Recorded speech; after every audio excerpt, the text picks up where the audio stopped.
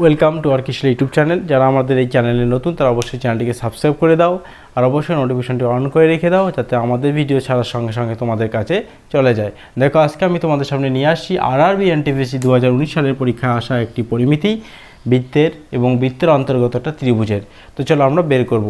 দেখো, এখানে বলা আছে, এখানে এবি এর মান দেওয়া আছে 16, এবি মানে লম্ব, দেখো লম্ব দেওয়া আছে 16, বিসি এর মান দেওয়া আছে 12, বিসি মানে তোমার এই যে ভূমি দেওয়া আছে 12, তাহলে আমাকে এসি এর মান এখান থেকে প্রথমত বের করতে হবে। আর এসি মানে হচ্ছে সমকোণী ত্রিভুজের অতিভুজ।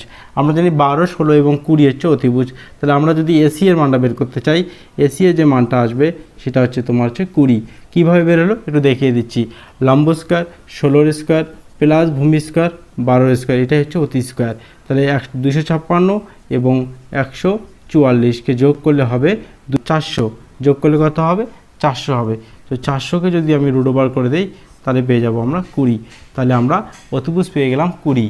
এবার ভালো করে মনে রাখতে হবে যে খুবই একটা সুন্দর নিয়ম, একটা বৃত্তের অন্তর্গত যদি সমকোণী ত্রিভুজ থাকে বৃত্তের ভেতরে, তাহলে ওই সমকোণী ত্রিভুজের যে অতিভুজটা থাকবে, এই যে অতিভুজটা এখান থেকে যে এই যে এসি যে অতিভুজটা, ওই অতিভুজটাই বৃত্তের ব্যাসের সমান, মানে বৃত্তটার ব্যাস ওই অতিভুজটাই কি বৃত্তের ব্যাসের সমান, মানে ওটা হচ্ছে ব্যাস। তাই ব্যাস যদি 20 হয়, তাহলে ব্যাসার্ধ কী হবে, ব্যাসের অর্ধেক, অর্থাৎ 20কে 2 দিয়ে ভাগ করে দিলে কত হবে 10, অর্থাৎ অপশন ডি হচ্ছে কারেক্ট অ্যান্সার। তো চলো, যারা নতুন তারা অবশ্যই চ্যানেলটিকে সাবস্ক্রাইব করো, শেয়ার করো, পাশে থাকো।